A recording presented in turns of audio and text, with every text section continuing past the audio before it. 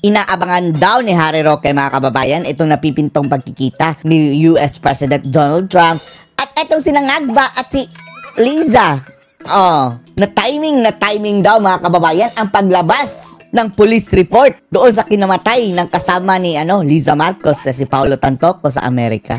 Cocaine overdose. Nag-a-add up daw yun mga kababayan sa circumstantial evidences sa isyong nababalot sa mag-asawang ito. Yung issue ng droga, di ba? Yan ang issue sa kanila. Kaya kaabang-abang daw mga kababayan kung ano ang sasabihin ni Donald Trump sa kanila.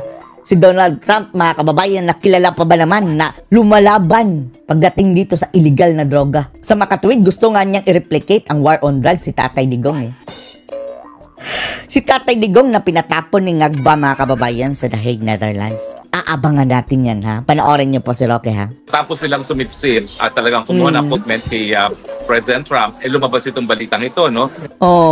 Di ba anong sabi ni BBM mga kababayan? Nung kampo ni BBM nung nanalo si Trump? At siniset doon nila mga kababayan ang pagkikita ni BBM at saka Donald Trump ASAP. ASAP. Na nagkukumpirma ng kinamatay ni Paulo Tantoco ay cocaine overdose. Kaso nga lang may bumabalot na kontrobersiya bago ang kanilang pagkikita mga kababayan. Lumabas ang police report ha. Hindi ito masasabing fake news ni mga kababayan na Claire Castro. Dahil mayroon talagang lumabas na police report kung anong kinamatay ni Paulo Tantoco. Nakasamahan ni Liza Araneta Marcos mga kababayan. So ano kaya ang sasabihin ni Trump kapag nagpakita si Liza Araneta Marcos sa kanya, no? Alam naman natin na si Trump nagsabi na parang si Tatay Duterte. Ang sabi lalandiin daw, sabi ni Maharlika, balak daw landiin kokak mga kababayan si Trump. Malalandi pa kaya ni kokak mga kababayan si Donald Trump. Mga beauty queen ang mga asawa nun. Nalandiin lang ng isang syuka, itsuserang palaka. He hates drugs. At saka siya maglulunsad ang sarili niya War on drugs. So good luck sa inyong mag-asawa kapag kayo'y pumapil-papil. Paano kung matutulog kay Zelensky mga kababayan na yung nabutata sa harap ng mundo in front of the camera? Unpredictable yan si Trump Si Trump na alam na ngayon na ikaw ay dawit sa isang cocaine overdose incident dyan sa Beverly Hills, California. Ang sa akin lang, umamin ka na, Liza Araneta Marcos. You are a lawyer. You are an officer of the court. Umamin ka na. Kung ikaw ay gumagamit ng pinagbabawal ng droga, aminin at magparehab. At dahil ikaw ay esposo ng presidente, chances are, gumagamit din ang iyong esposo. Diba? Mayroon ng eyewitness mga kababayan si Cathy Binag. At hanggang ngayon mga kababayan, hanggang sa ngayon, wala talagang lakas ng loob mga kababayan na magbalita sa mainstream media dito kay Cathy Binag. Hindi man lang nabanggit ang kanyang pangalan mga kababayan. Except sa SMNI. Pero the rest of the mainstream media, wala talaga. Yan ang sinabi ni Cathy Binag. At wala din. Hindi rin siya kinasuhan ng libel mga kababayan. Ipapasabog talaga ni Cathy Binag Mayroon siyang USB. Gaya ng sinabi ng confidential agent ni Agent Morales. Sino to? Roque, may umaaligid-aligid sa yung nasa likod. At ng mga PIDEA agents na nagbigay ng ebidensya kay Tatay Digong na gumagamit nga daw ng droga si Marcos Jr. Pag siya'y bumibisita ng Davao kasama ang mga alta de pamilya ng Davao. So sa akin, mas mabuting umamin ka na kaysa maunahan ka pa. Ay, may CR pala dito mga kababayan. Sa gilid ni Roque. Kaya pala nag-aabang ng mga kababayan. Magbakante ang CR. Ang investigation report ng police sa LA Police. At kahit anong plans ang gawin nyo dyan, at nabalita kasi na may mga Asian na mga nakasuit na pumunta dun sa Beverly Hills Station. Ayun na, pumasok na siya sa CR. Akala natin, mga agent na mga kababayan na huhulihin si Roque. Dahilan, kaya ngayon medyo classified as top secret investigation itong pangyayaring ito. Hindi mo mapaplansya ang katotohanan dyan. Kung sa tingin mo sa Pilipinas, kayang-kaya mo lahat, yan sa Amerika, hindi mo kakayanin. Hindi kaya. At ang problema nila mga kababayan, mayroong isang taong nakakaalam sa mga Talagang police report na legit mga kababayan na nakuha. Si Dean Chase.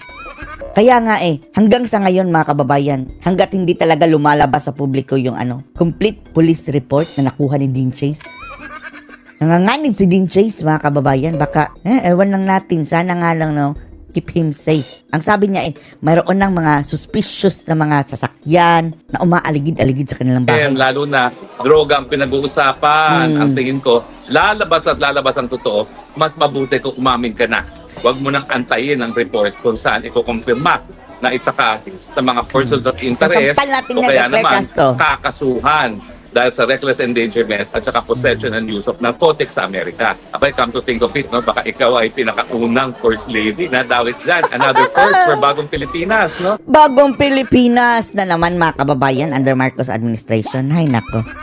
Si BBM, di ba, ang pinakaunang presidente na may issue sa illegal na droga?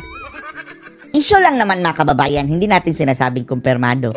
Mayroong mga testigo. Issue hanggat hindi pa nakukumpirma, issue lang yan. Tapos si First Lady, ang kaunaan ng First Lady na may issue din sa illegal na droga. Talaga nga naman ang mga Marcoses, no? Pero hindi sila ang issue na unang presidente na may issue ng kurakutan. Tatay niya, Marcos Sr. Yun ang number 1. Ewan lang natin kung na-overtake na ba ngayon mga kababayan sa pagiging pinaka-corrupt na budget sa kasaysayan. Di ba marami nang nagsasabi sina Shelo Magno, this is the most corrupt budget in history. Napakadaming mga record na binibigay sa ating Pilipinas. Nakakahiya nga lang. Pero sa tingin ko, sa pag-iisip nila. Tapos ang kapal pa ng mukha nila mga kababayan na ang mga kritiko daw ang mga nakakahiya. Di ba si Claire Castro paulit-ulit niyang sinasabi na nakakahiya kayo mga kritiko, nakakahiya kayo. Hindi sila nahihiya. Sila nga ang nadawit sa kontrobersiya. Basta nasa balita sila, happy pa rin sila, no? Di ba?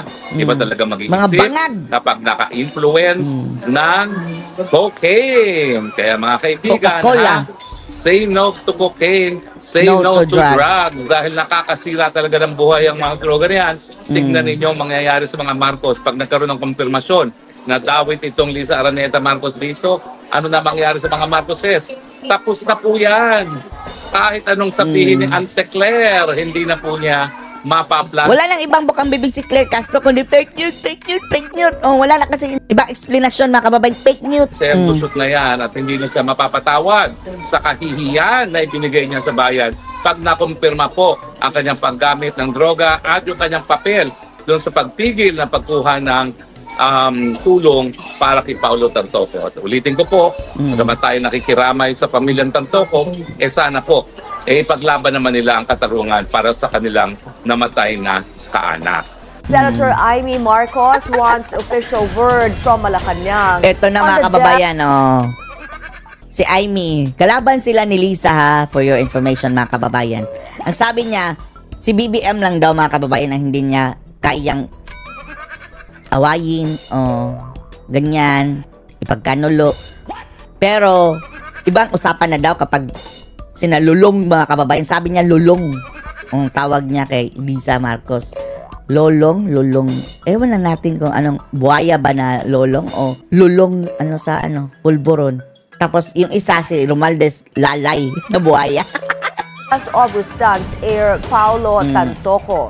Vanity reports, dati ang laging bigkas sa ating dyan, kanton ko. Senator Amy explains troubling claims that the First Lady may have knowledge of the matter should be put to rest. Magpatawag ka ng Senate investigation, go na. Dahil yan public funds ang ginamit dyan mga kababayan yung kanilang trip doon sa Amerika.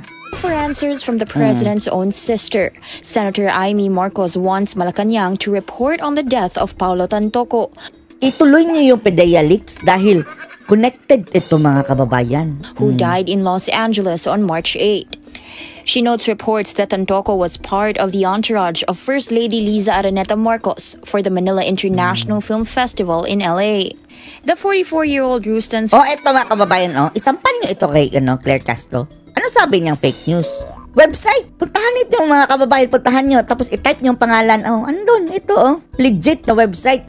Government website ng Amerika. Anong fake news dyan? The executive died inside his room at Beverly Hilton Hotel because of cocaine effects. A medical examiner reported other significant conditions and also mentioned a cardiovascular disease. For Senator Amy, it's troubling. Claims online say that the First Lady may have personal knowledge about Tantoco's death, saying she was present sometime before, during, or after the event. Oh, may pasayo-sayo pa, diba? I will survive. No official statement has been given by the palace or the First Lady. And given the gravity of these Kaya nga, at isa pa mga kababayan, bakit si Claire Castro ang sumasagot? Bakit siya ang nagtatanggol? Ang First Lady mga kababayan ay hindi po opisyalis ng gobyerno. Walang mandato nga yung itsuserang kuktak na yan. Ang tamang sagot ni Claire Castro is, tayo ay tagapagsalita ng presidente, not ng First Lady. Kung gusto nyo, tanongin nyo ang First Lady. Ihalap nyo si Koktak dito mga kababayan sa media.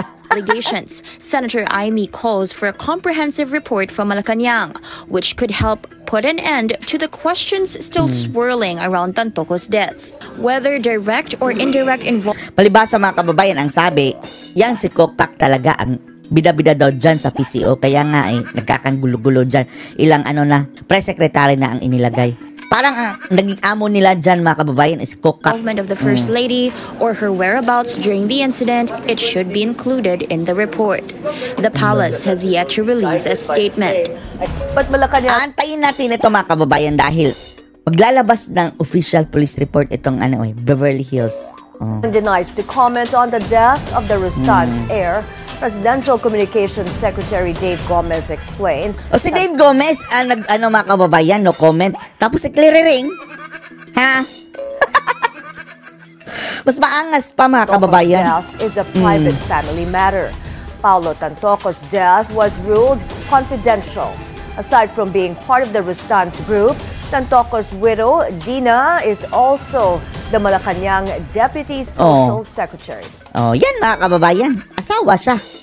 Siya ang +1. Oh, na dinala ng mga kababayan Yung asawa na opisyales ng Malacanang. That's a private matter. I cannot comment on that. No comment, Tapos si Claire Castro mga kababayan kung ano-anong pinagsasabi. Laos ka pala. Talok ka ni Claire Ring. Anong masasabi niyo dito mga kababayan? Post your comments below.